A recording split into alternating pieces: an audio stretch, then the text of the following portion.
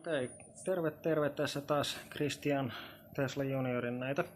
Kerroppas vähän tässä, että mitä on osunut jalkaan.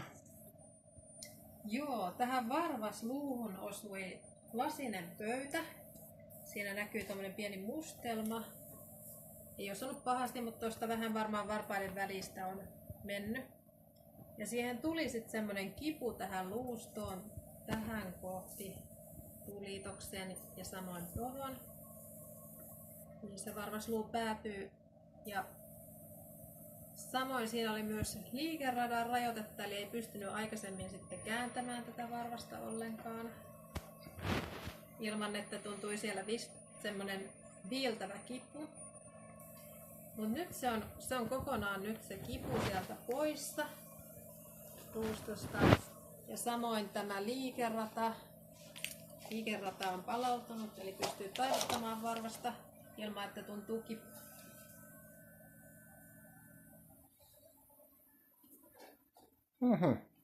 Eli hoito onnistui näin yksinkertaisesti. Kyllä, näin yksinkertaista. Ei tarvinnut käydä sitten terveysasemalla ollenkaan. Tämä on näiden mun vanhempaa romusarjaa, mutta uudempaa kuitenkin kehitysmallistoa, minkä nyt tein itselleni vaan tuossa noin tutuille koitettavaksi, mutta nyt on pienintä mitä pystyy tekemään, että vaino on jatkunut ja tuho on tullut tuolta 3 kirjaamisesta Lahden takaa, että nehän mua vihaa, kun ei tämmöisiä saa tehdä.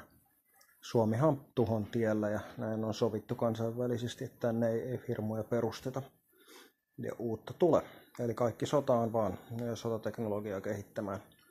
Mutta tässä nyt näette tämmöisen historiallisen systeemin, että näin vaan pystyy.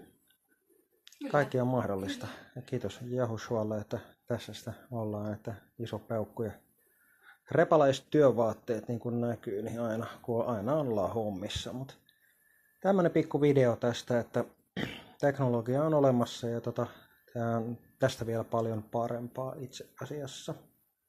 Että Maranata, että onko muuta sanottavaa, onko puna on kasvoilla ja terveen näköinen ihminen. Joo, kyllä. Valon typerä. Nyt on aivan mahtavaa, kun varvas taas toimii ja pääsee kävelemään.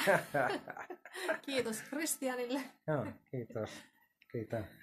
Moi.